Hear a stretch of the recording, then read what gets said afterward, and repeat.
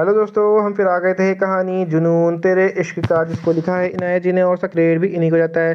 तो दोस्तों, हमारी इस कहानी के पूरे पूरे एपिसोड नंबर आपके 102 हो चुके हैं। हम देखते हैं आने वाले एपिसोड में क्या होता है। तो दोस्तों, शुरू करते हैं एपिसोड नंबर 103 और देखते हैं और कहानी में क्या होता है। शुरू करते हैं कहानी का एपिसोड नंबर 103 और देखते हैं कहानी में क्या होता है।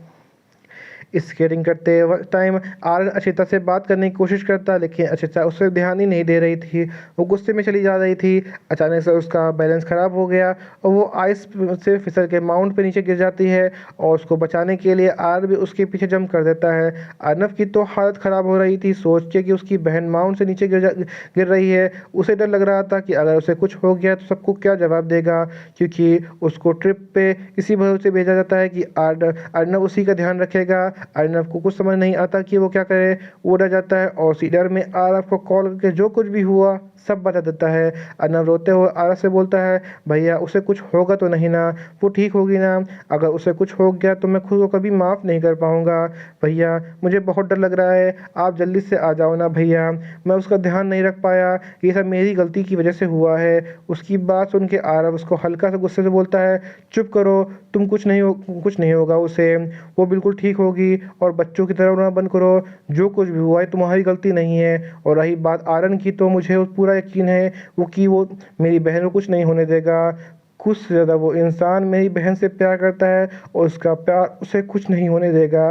वो दोनों जल्दी ही वापस आ जाएंगे। मैं वहाँ आ रहा हूँ, तुम परेशान मत हो, मैं जल्दी वहाँ पहुँच जाऊँगा। आरव इतना बोल के कॉल करके देता है और आदिल को चॉपर रेडी करने को बोलता है। थोड़ी देर में वो दोनों भी मनाली पहुंच गए। आरव को देख के अर्नब दौड़ के उसे गले लगा देता है और बोलता है, भैया आई एम सो सॉरी, मैं उसका ध्यान नहीं रख पाया। चुप रहो, तुम ये गलतफहमी अपने दिल से निकाल दो। जो भी हुआ उसमें तुम्हारी कोई गलती नहीं थी और जो हो चुका है उसे छोड़ दो। ये सोचो कि हम हमारी बहन को कैसे ढूंढे। आरव को देख के उससे उस ट्रिप के हेड भी वहाँ आ जाते हैं और बोलता है, सर हमने पुलिस को इन्फॉर्म कर दिया है, उन्होंने सर्च ऑपरेशन शुरू कर दिया है। मुझे मुझे लगता है मुझे उनसे मिलना है। आरव कहता है, सब लोग अचिता को जानते थे कि वो किसकी बहन है, इसलिए पुलिस ने भी बिल्कुल भी देर नहीं की उसका सर्च ऑपरेशन शुरू करने में। आरव वहाँ के कमिश्नर से बात करने लगता है, क्योंकि खुद कमिश्नर सर्च ऑपरेशन को लीड कर रहा था। क्योंकि अशिता कोई मामूली लड़की नहीं थी, सब जानते थे कि वो कौन है और उसकी क्या पावर है। वहीं दूसरी ओर जब अशिता गिरी तो उसके साथ आर्यन भी जंप कर देता है। वो अशिता तक पहुंच गया था, लेकिन दोनों फिसल गए और लेक में चले गए। लेक के ऊपर आइस की एक परत थी, लेकिन दोनों के एक साथ गिरने से वो टूट गई और दोनों लेक के पानी में गिर गए। लेक का पानी लेक का पानी हद से ज़्यादा ठंडा था। पानी में जाते ही अचिता की बॉडी एकदम ठंडी पड़ गई और वो बेहोश हो गई। आरन उसे बेहोश देख के जल्दी से लेक के बाहर आने की कोशिश करता है। थोड़ी मशक्कत के बाद वो अचिता को लेके लेक के बाहर निकल गया, लेकिन तब तक वो बेहोश हो चुकी थी और उसकी बॉडी ठंडी पड़ चुकी थी। आरन उसे काफ़ी देर तक होश में लाने की कोशिश करता, लेकिन उसे होश में ना आता देख आरन उसे बाहों में उठा कर चलने लगता कि कहीं उसे हेल्प मिल जाए। काफ़ी देर चलने के बाद उसे एक घर दिखाई देता है और वो अचिता को लेके वहाँ पहुँच गया। वो घर का डोर नॉक करता है तो एक बुजुर्ग पति पत्नी घर के बाहर आते हैं और उनसे बोलता है, हमारा एक्सीडेंट हो गया है, मेरी हेल्प कर दीजिए, मेरी वाइफ की हालत ख़राब हो रही है, प्लीज़ हेल्प मी। आर्यन की बात सुन के वो दोनों उसकी हेल्प करने के लिए रेडी हो गए और वो लेडी आर्यन को अचिता को अंदर जाने की बोलती है और वो बुजुर्ग आदमी डॉक्टर को बुलाने के लिए चलाता है। आर्यन अंदर जाकर अचिता को एक टूटी हुई खाट पे लेटा देता है और वो लेडी उसी के कपड़े लगा और वो लेडी उसी के कुछ कपड़े दे देती है अचिता के लिए और उसे बोलती है, बेटा तुम अपनी पत्नी के कपड़े बदल दो, मैं बाहर जाती हूँ। और उसकी बात मान के अचिता के कपड़े अपनी आंख बंद करके बदल देता है, क्योंकि उस लेडी को बोलने को भी कुछ नहीं आता, क्योंकि उस लेडी को बोलने को भी कुछ नहीं होता। वो काफ़ी ओल्ड थी और अचिता बॉडी को संभाल नहीं पाती। थोड़ी देर के बाद डॉक्टर भी आ गए। उस गांव में डॉक्टर के नाम पे सिर्फ एक वैद्य ही थे। वो अचिता को चेक करते हैं और आर्यन की तरफ मुड़ के बोलते हैं, बेटा तुम्हारी पत्नी की तबीयत बिगड़ती जा रही है, वो काफ़ी ठंडी हो चुकी है, अगर उनकी बॉडी का टेम्परेचर नॉर्मल नहीं हुआ तो उनकी जान भी जा सकती है। उसकी बॉडी को हीट की ज़रूरत है और तुम उसी के पति हो, खुद ही जानते हो कि मैं क्या बोलना चाहता हूँ। और इतना बोल के वो वैद्य वहाँ चले जाते हैं। यहीं पे कहानी का एपिसोड नंबर आपका 103 कंप्लीट होता है। सो दोस्तों मुझे लगता वक्त है तो मैं इसी में कहानी के एपिसोड नंबर 104 ऐड करता हूँ और देखता हूँ कहानी में क्या होता है। शुरू करते हैं एपिसोड नंबर 104 और देखते हैं कहानी में क्या होता है। अचिता और एक लेक में गिरे गिरे हुए थे। तुम्हारी पत्नी की तबीयत बहुत ख़राब होती जा रही है। उसकी बॉडी पूरी ठंडी पड़ती जा रही है। उसे गर्मी की ज़रूरत है। ये कुछ लेप है उसकी बॉडी पर लगा देना। इससे कुछ राहत मिलेगी, लेकिन उसे उससे ज़्यादा कोई फ़र्क नहीं पड़ेगा। जो मैं कर सकता था वो मैंने कर दिया।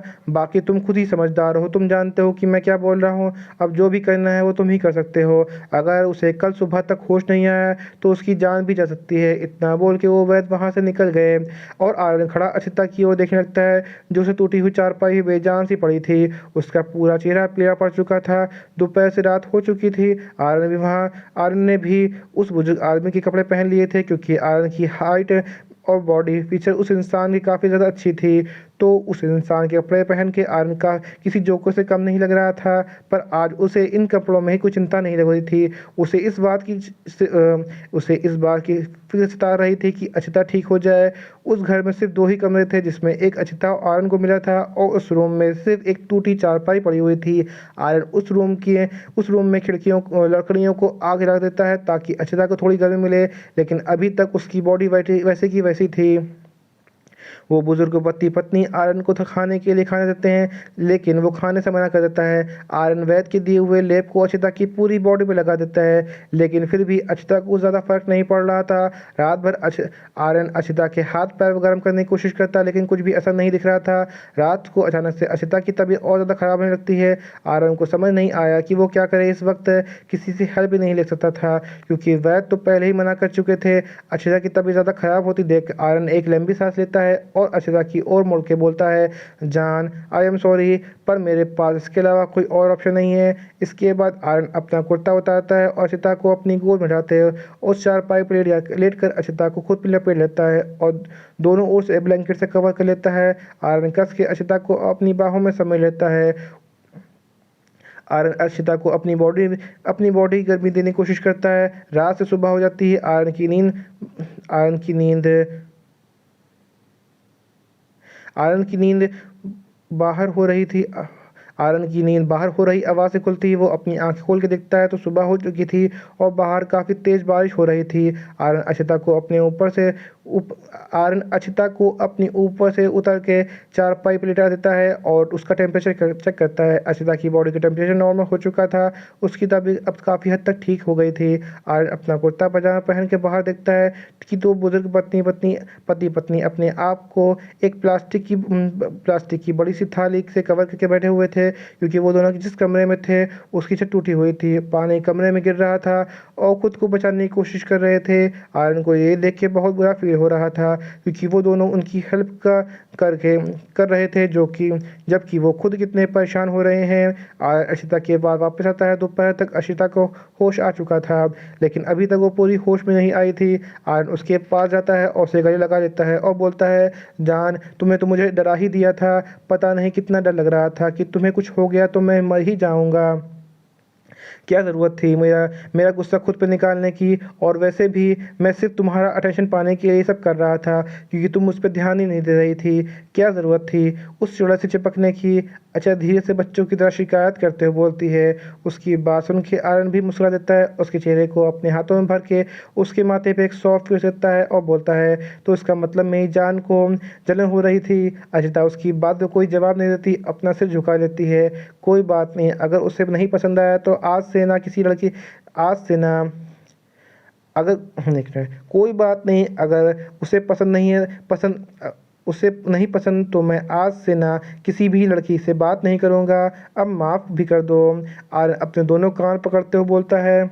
अशिता उसकी बात सुनने के बाद उसे गले लगाती है और उन दोनों बुजुर्ग पति पत्नी को भी अशिता के ठीक होने की बता देता है, और वो भी खबर सुन के बहुत खुश होते हैं। आर्यन तो उनका धन्यवाद करते हुए थक नहीं रहा था। और अशिता को खाना खिलाता है, क्योंकि उसने कल रात से कुछ भी नहीं खाया था और उनकी बॉडी को अभी एनर्जी की ज़रूरत थी। खाना तो आर्यन ने भी नहीं खाया था, लेकिन अगर वो खा लेता तो उन पति पत्नी के लिए कुछ नहीं बचता, क्योंकि उसने तो दोनों की सारी बात सुन ली थी। अचिता भी जब उससे खाने को पूछती है तो वो झूठ बोल देता है कि उस दिन अचिता और आर्यन बारिश की वजह से वहाँ से निकल नहीं पाए। रात को अचिता को खाना खिला के आर्यन कुछ देर उन पति पत्नियों के बाद बात करता है, लेकिन जब वो वापस अंदर आता है तो उसे अचिता का चेहरा कुछ बदला सा लगता है, लेकिन वो ज़्यादा ध्यान नहीं देता और रूम का डोर बंद करके अचिता के पास आता है।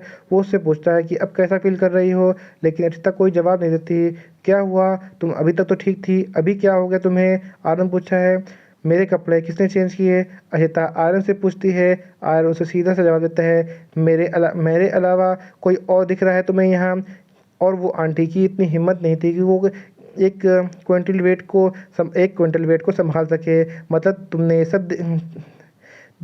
ये सब देख के किया, अशिता बच्चों की तरह होते हुए बोलती है। हाँ, अब कोई कपड़े चेंज करेगा तो देखेगा तो ही, और वैसे भी मैं कोई महापुरुष तो हूँ नहीं जो इतना चुप और वैसे भी मैं कोई महान पुरुष तो हूँ नहीं जो इतना बोल के चुप हो गया। वहीं अचिता ब्लैंकेट से खुद को पूरा कवर के लेट जाती है क्योंकि उसे आयरन को फेस करने में शर्म आ रही थी।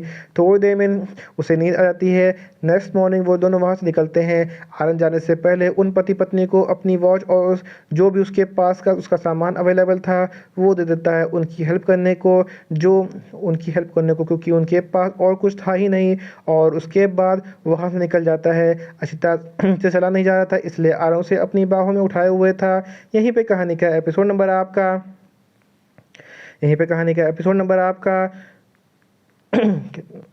104 कंप्लीट होता है। तो दोस्तों आपको एपिसोड नंबर 104 कैसा लगा हमें कमेंट करके ज़रूर बताइए। कहानी को ऐसा आंश सा भाग जो आपको समझ में ना आया हो, आप कोड पर लगा हो तो भी हमें कमेंट करके ज़रूर बताइए। कहानी अच्छी लगी तो उसको लाइक कीजिएगा, शेयर कीजिएगा, चैनल को सब्सक्राइब करिएगा ताकि आपको हमारे आने वाली अगली वीडियो अब तक आसानी से पहुँच सके। सो दोस्तों हम फिर मिलेंगे एक नए वीडियो के साथ, एक नए एपिसोड के साथ। अब तक के लिए मुझे इजाज़त दीजिए। धन्यवाद दोस्तों।